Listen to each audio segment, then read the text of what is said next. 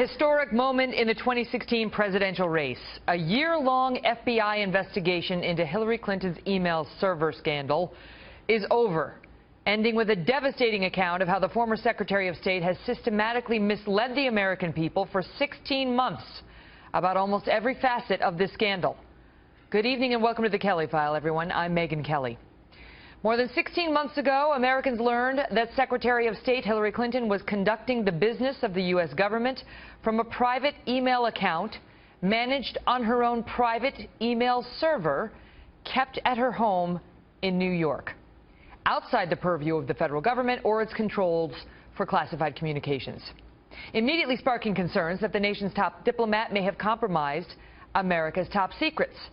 Mrs. Clinton downplayed it all, and her top aides dismissed the people's criticism of her actions as, quote, absurd.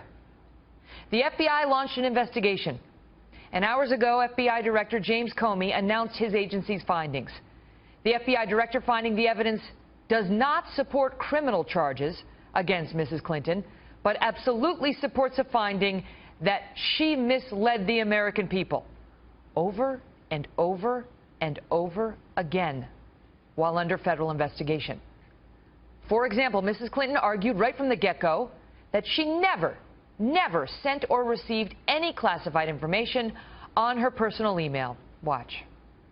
I did not email any classified material to anyone on my email. There is no classified materials. I never sent or received any classified material. They are retroactively classifying it. From the group of 30,000 emails returned to the State Department in 2014, 110 emails in 52 email chains have been determined by the owning agency to contain classified information at the time they were sent or received.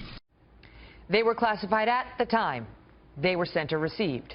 This is not a matter of retroactive classification. That was another misleading statement from the Clinton camp.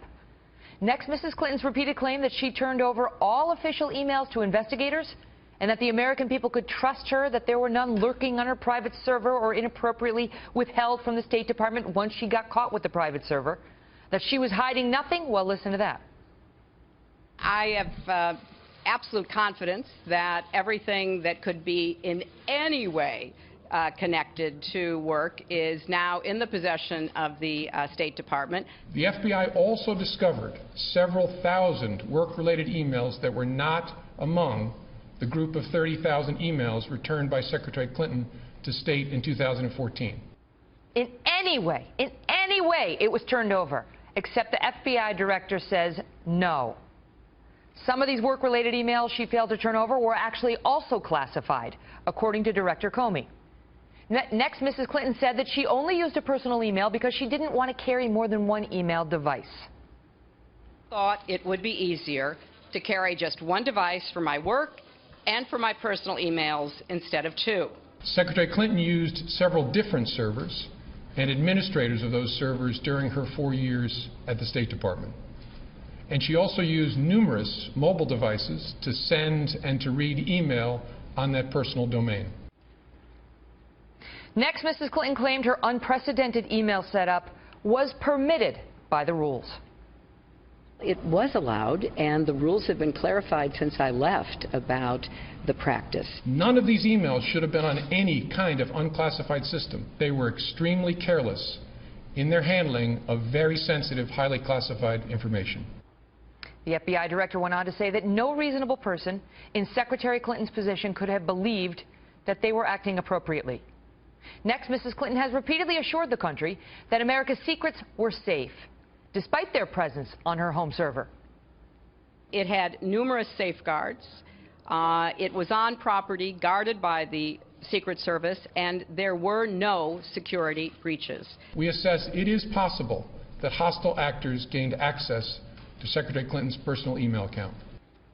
Director Comey found the world's most notorious hackers knew about Mrs. Clinton's email and said it is conceivable they have everything, although the FBI is not able to prove that, he said.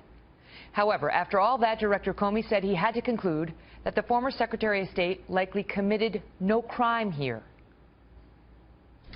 In looking back at our investigations, into the mishandling or removal of classified information, we cannot find a case that would support bringing criminal charges on these facts. The director explaining that in similar cases, there has been evidence that the target intended to disclose classified material, that there was obvious disloyalty to the United States or obstruction of justice, none of which he found present in this case. Fox News senior political analyst Britt Hume. Britt, great to see you. Your thoughts? Thanks, Megan.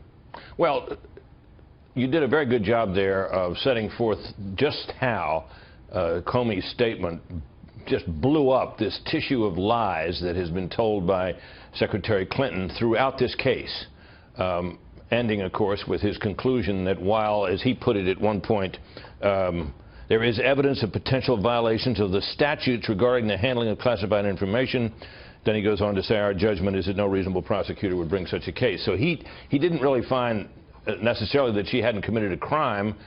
He just said that he didn't think it was a crime that should be prosecuted, which is a different matter entirely, and goes well beyond what one might have expected an FBI director to recommend to the department, perhaps, or to say publicly, which makes this whole